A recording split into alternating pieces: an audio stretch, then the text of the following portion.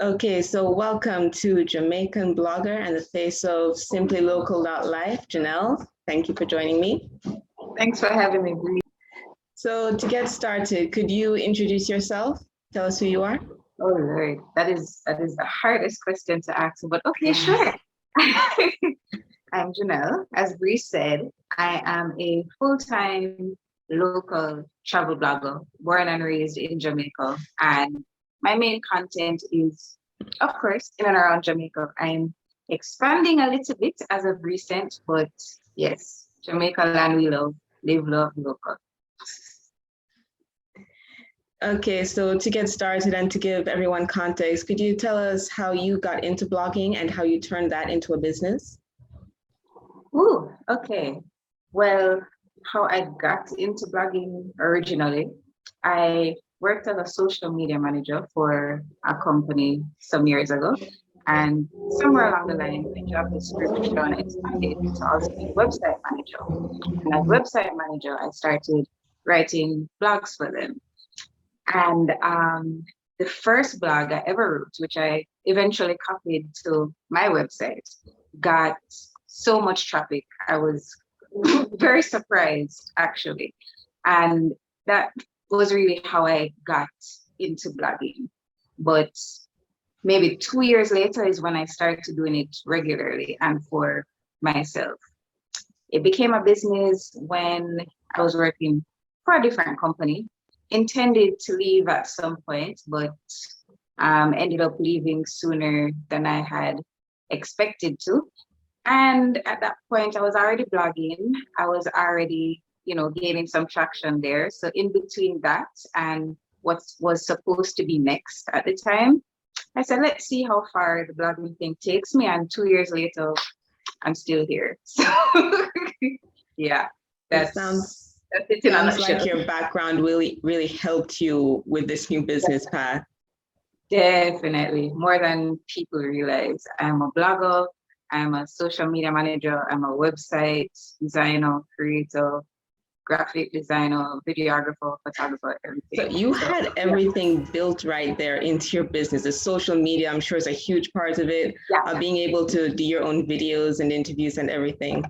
Yeah. A lot of it I learned along the way, but definitely it helps. So you fell into something that definitely fits you. Thank you. But yeah, okay. They help each other.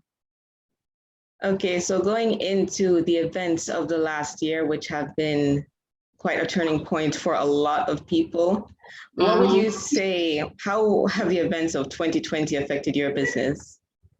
Well, wow. Being a travel blogger, of course, my main content is traveling. And like many industries, the travel industry was greatly hit. So for maybe at least 3 months, I was at home. Only place I went to the supermarket. So my main source of income at the time, which was going out to these places to visit and review and highlight, I wasn't doing that. So in 2020, my main income changed in the sense that I did more freelance writing or writing for other pages, other blogs, magazines, etc. That's where most of my income came from last year. And of course, even when things started opening back up, businesses were on the decline. So people had less money or wanted to spend less money in marketing because they've lost so much money. So it was harder even after the place opened up to get paid jobs. And of course, if I'm not getting paid, then I can't really sustain myself. Like they will give you free stuff, maybe, but yeah, that doesn't help me financially. So it's definitely hard. And even a year later, it still has its challenges, but freelancing and doing more of that and collaborating with other creatives have really helped me move forward in the space despite the panoramic that we're in. So freelancing and collaborating are how you've managed to pivot and adjust your business. Yes. So in addition to that, I've also had to lean on the other skill sets I mentioned. So I did more ads for business. I ran more social media sponsored ads on behalf of businesses. I did more consulting. I had to go into those realms that usually I only do for myself these days. I did that for other businesses as well. So yeah, there's been a change, and it's still going. Yeah, I imagine that with a lot of people now moving online with the lockdown, they've realized how important having an online space is. The business must have gone up for freelancers who write in the online space. I would hope so. I would definitely hope so, because I'm sure, as a creative, it is harder to convince people to pay you because a lot of our products aren't tangible. So a lot of businesses and brands, they want to pay you with exposure, et cetera, et cetera, et cetera, which is exposure does not pay our bills. Exactly. But it suits them. So that's where they usually try to go. But yeah, for the people who've been able to make it work, kudos on a consistent basis, especially. What tools are necessary to turn a blog into a business? Tools. Okay, this may sound a bit cliche, but also a bit unorthodox. I would say the main tool is yourself, because to do blogging as a business, you need to wear many hats, and it's not going to instantly pay you. 9 times out of 10, you're going to have to do a lot of free work before you get paid. So you're going to need to invest in yourself in terms of time, in terms of knowledge, resources, et cetera, et cetera. But other than yourself, I would say tools to use would be things like keyword research tools. And for those who don't know what that is, that's a search engine optimization thing, which pretty much gives your content more longevity. More people see it over a longer period of time. That is actually one of my main selling points as a blogger. I can publish something today, and 5 years from now, people will still be finding it and reading it and sharing it. So keyword research tools, I would suggest investing in. Other than that, domain names and hosting, which are pretty much your spot on the internet. Hosting is your literal space online, and domain name is your website address. So in my case, SimplyLocal.Life would be a domain name. And my blog is self-hosted, which means I pay for it and the content on it is mine versus WordPress or another platform. And that way, you're able to have more control of your sites, like the coding and what you're able to do, what you want it to look like. And the way a lot of bloggers make money, passive income, is running ads, such as Google ads, Amazon ads, etc. And for that, you need a self-hosted site. So it's easier to start out that way than change it later down in the road, even though, that may be more convenient. But yeah, I would say keyword research tools, invest in domain and invest in hosting as early as possible to bring in the money as quickly as you can. And of course, invest in yourself. It sounds like the road to blogging is marathon, not a sprint. You have to train up for it. That's like building the different skills that you've gathered, and then you run the marathon. Yep. So just to be clear, I have been blogging in total at SimplyLocal.Life for 4 years, and I have been doing it full time for the last 2 years, and I'm still figuring it out. I wouldn't say it's consistent in terms of jobs or income as yet. It's still an ongoing process. So it's definitely not a sprint. It's a learn as you go, right? Yeah, learn as you go and build as much as you can. You don't have to know everything at once. But of course, the more you start with is the easier it is as you go on. And what you said about being there for yourself, sometimes that is just taking the step to get started. Yeah, definitely. That can be so difficult sometimes, just to tell yourself, yes, this is a good idea. Call that person and schedule an interview, write that article and put it up. Don't worry about what people think, just start something. and then keep taking steps? Yeah, because I didn't start this with the intent to make money. I started this because I was exploring Jamaica as often as I could because I actually went on an overseas trip for the first time in maybe 3 years at the time. And then when I came back, I thought I don't want to do this once a year. And at the same time, I couldn't afford to take the time off or actually afford to go foreign every month or anything. So I said, well, people spend money to come to Jamaica year in, year out. Let me find out what is here that I have yet to experience. And then, of course, I shared those experiences, and people kept asking, where is this? How you find this? How is this place? And then I'm like, no, it's creative outlets. Let me put it on a blog, stop answering the same questions all the time. And it grew to what it is today. This really You was my tapped into the riches right here in our backyard. Exactly. Exactly. Beautiful. So, since then, pardon? more people are doing it, and that is what I love to see. So, what advice would you give someone for monetizing a blog in 2021?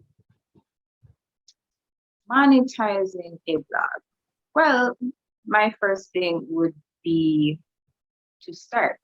I mean, in the last year, especially with quarantine and everything, we have seen how platforms like TikTok, YouTube, Zoom, those kind of platforms have really grown in this space. And a lot of people are hopping onto those platforms now because of the great popularity.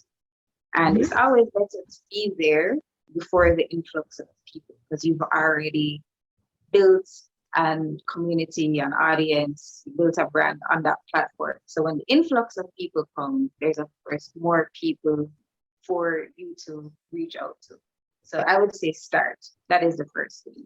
In terms of monetizing, as I said, I did not expect this. So when I actually got my first dollar for this blog, it was not planned. Somebody reached out to me and said, hey, I would pay you. I said, oh, okay, all right. This is different. So start, build your audience, know your niche, and by niche, your audience is and what value you're going to give them, what topic you're going to focus on. Build your stats, record your stats, because when you eventually look to work with brands or brands look to work with you, they want to know what value you're going to provide for them, and you need to have that on hand. So definitely start creating, start putting yourself out there, build your audience, provide value for them, and know who your audience is and know who your stats are, and try and evolve as much as possible. So when opportunity comes, you're there to take it, because trust me, somebody will find value in you possibly before you find value in yourself in terms of financially. I think that's something that is underestimated. You can monetize skills or knowledge that you have because there's always someone who doesn't know it. However commonplace you think it is, there's someone who does not know what you know, or they're just starting, they're a step behind you, and they want you to help them take that step. Yeah, a lot of us suffer from, I guess, what we call imposter syndrome, and think, okay, I want to do this, but I want it to be perfect before I put it out. It's never going to be perfect. That's why you have to keep growing. Yeah, just start and build as you go. I have had to redo my entire site, rewrite all my articles once or twice, just because I built on the knowledge and I wanted to make it better and more relevant long term. So if I'd known it in the beginning, of course, it would have saved me a lot of time. But doing that after I know it has allowed me to reap benefits of those. So start. Don't doubt yourself so much. Somebody will find value once you. Yeah, that's something that I write at the head of my notebook. You can learn to do everything you need to do in order to get where you want. Yes. You can learn along the way. Yeah. the time will pass anyway. So yeah. And there are usually people willing to help. You can reach out to other people who are in that sphere. Sometimes they offer the services, sometimes they're just willing to talk. Yes, yes, definitely. I learned so much from other bloggers and other creative. I've gotten opportunities from other bloggers and other creatives. I've gotten, you know, valuable relationships, networks that have put me onto jobs, that have put me onto events, that have put me in front of other people that were able to give me paid opportunities. So yeah, put yourself out there. You don't know what you can get from that. Definitely. And then there's also the facet of keeping up momentum. Like we said, when you first start, just taking that first step can be difficult. Yeah. So when you get the idea to do something, take the first step, whether that is like setting up the social media page or writing out a rough blog post. Take that step and then keep going, because you can have a great idea to do something, but then when you let it sit for too long, you lose that fire for it. So keep up the momentum. Yeah, because consistency is another thing. Consistency helps you to build your audience. And when brands are looking at you, then the more consistent you are, is of course, the more attractive you look. I had a brand reach out to me the other day. And then when I responded to them, their response was, "Oh, you don't look like you posted on social media in a while." I'm like, "You mean in a week?" Okay. Typically I post every few days. This last week, yeah, I've been going through something, so I haven't posted in literally 1 week, but I don't know. To them that threw them off. But I'm like, okay, well, hey, it is what it is. But yeah, the more consistent you are, the more attractive you look, and the more people are able to recognize you and become aware of your brand. Okay, so in terms of branding a blog, that branding is carving out your own identity so that you are a recognizable face, whether it's your logo or lovely you. Yes. Be recognized across whatever different platforms you're using, yes? Yeah, for your style, your colors, depending on what you're doing, the orientation, composition of your work, things like that. Things are identifiable. When I started, my face wasn't in any post or any pictures. It was all scenery. It was all food, and anything else but me. But then I realized when I posted myself and people were able to recognize me, I got more engagement, as well as people started approaching me in person. Are you SimplyLocal.Life? I'm like, yes. It's still surprising me, but yeah, your brand is you. You don't have to show your face, but there has to be something recognizable that people are able to see that and be like, oh, before even reading who it's from, they said, oh, that looks like a work of SimplyLocal.Life or such or such or such or such. Find what you That's the know, like, and trust factor, right? They see the face behind the brand or know a bit about the person. So it's just easier to trust someone when you know a bit about them, even if you don't want to show your face, just having the personal touches in your brand. Yeah. I don't want to show my face most of the time, but I realize the more I do this, the more people engage and the more people seem to trust me. So there I am.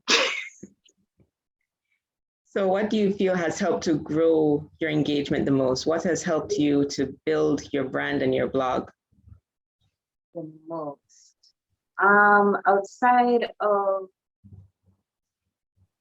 putting my face out there, I think it's engaging with my audience. I ask a lot of questions. I put polls to get an idea of what people want to see or what they prefer.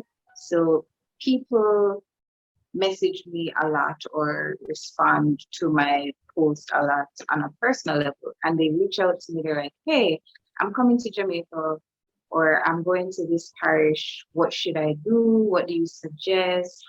What do you think about this place? things like that. I realize the more you allow people to converse with you, whether you post a question or, just post a discussion point where people feel like their thought matters, then they're more likely to engage with you on a one-on-one basis. And those people are more likely to buy from you later down the road or take your recommendation because, as you said, there is a layer of trust there, even though you've never met these people in your life. And probably honestly never will. So cultivating relationships is one of the most important things. Like you said before about collaborating with other creators and bloggers, and also cultivating the relationship with your audience, being able to have that one-on-one level insofar as you're able. The flip side of that though, self-care, mental health for yourself, for somebody in that sphere. So how do you practice self-care in your job? Wow. For me, this is going to sound cliche, but it's mostly travel. Even though I definitely do not do it as much as I would like to do. When I feel like my mental health has just gone wayward, my first thought is I need to go outside, or I need to go to the mountains. I need to go to somewhere in nature, usually by myself, or go out and sit down by myself and enjoy some food at my favorite restaurant, something like that. For me, my self-care is mostly a change of scenery. And I think a lot of that stems from I work from home. So I pretty much have the same scene every day. I don't see people unless I'm probably working. So for me personally, it's a change of scenery. That's my main method. That's true. Other than that, I sleep. I sleep, I relax. Maybe I'll do my hair, I'll do a facial. But yeah, I try to just relax my brain and go outside. That's just me. Yeah, a lot of creative entrepreneurs are self-employed, and so many of them work from home. And so, yeah, that change of scenery, just going to the coffee shop around the corner to work for the day can be stress relieving. Yep, definitely. Going to the river, going to the mountains, going on my veranda sometimes if I really can't go anywhere far. I'll just literally go outside, carry my computer outside, and get a little breeze, hopefully, get the sun, look at the trees, look at some water. Because for me, not everybody, but for me, that's calming. I like being in nature, I like being around water, and that calms me on a regular basis. So that is what I go to when I'm feeling out of place or out of my nature.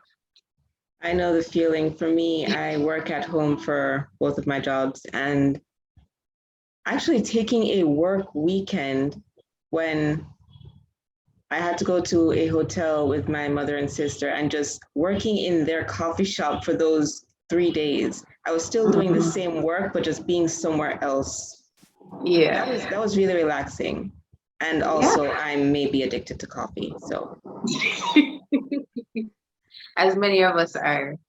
But it's not even just relaxing. Sometimes a change of scenery will just out of nowhere inspire you, especially as a creative.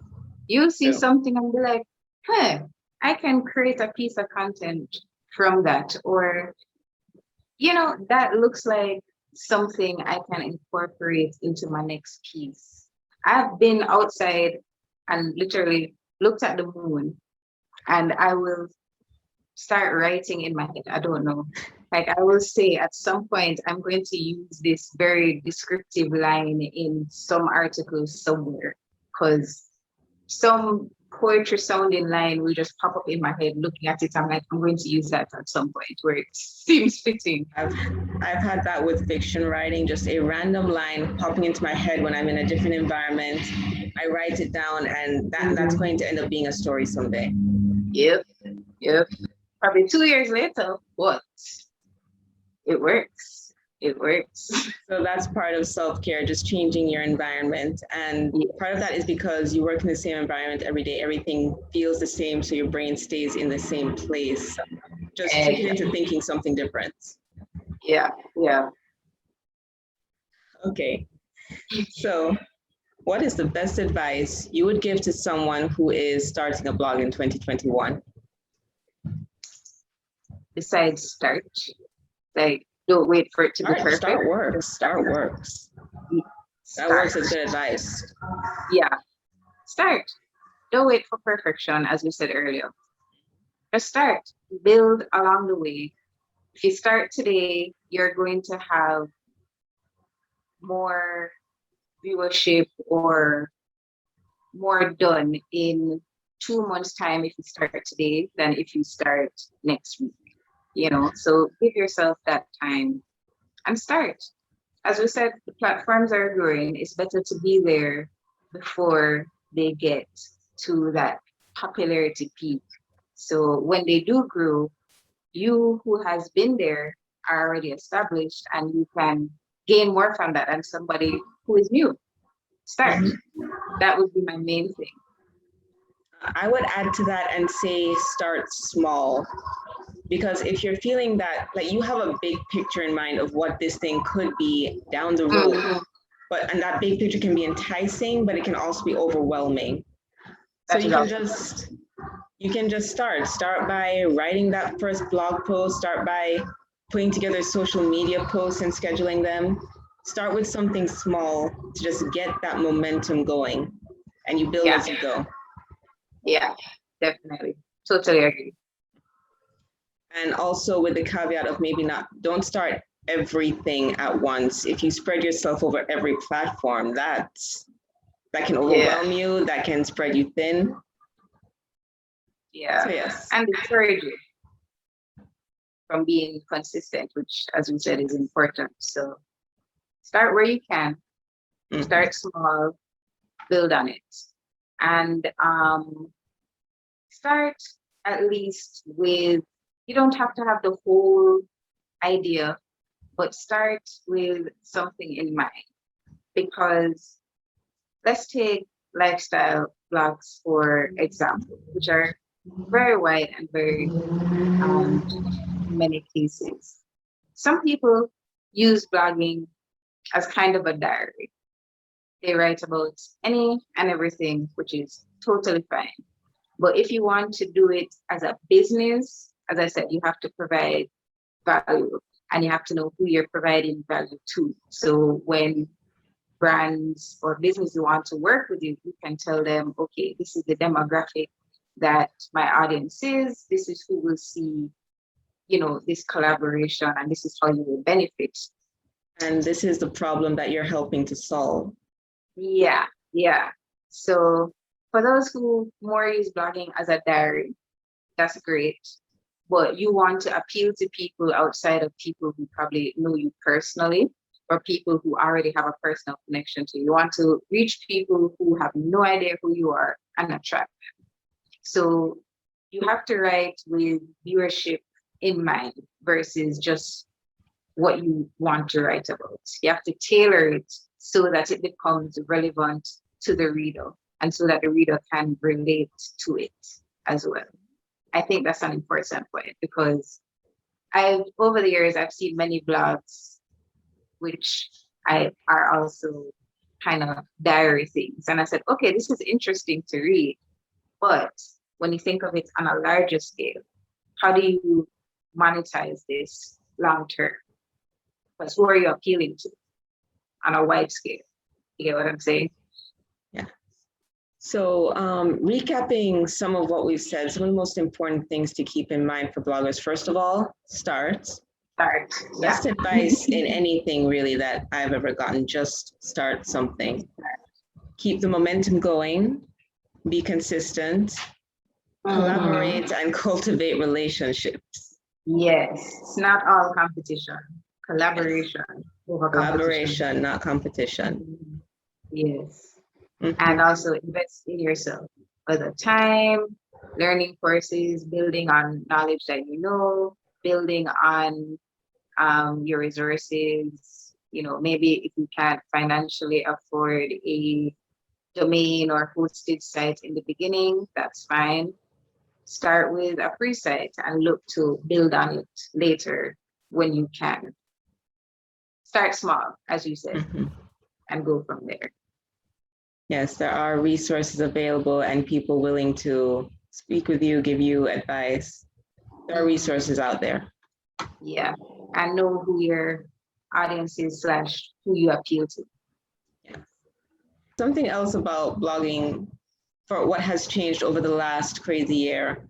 A lot more people, because they are stuck in their homes now, they want content to read. They want to be able to reach through that window because they can't go there. So they will look at your blog and see this is what this beautiful place is like, and they can enjoy it that way, even if they can't necessarily go there. Yeah. So that may have been an advantage to bloggers over the last year, how they would have been able to build more with that increased need. Yeah. A lot of people still are, I'm talking about my travel blogging industry specifically, but a lot of people are still afraid to travel or hesitant to travel, whether domestically or internationally, understandably so.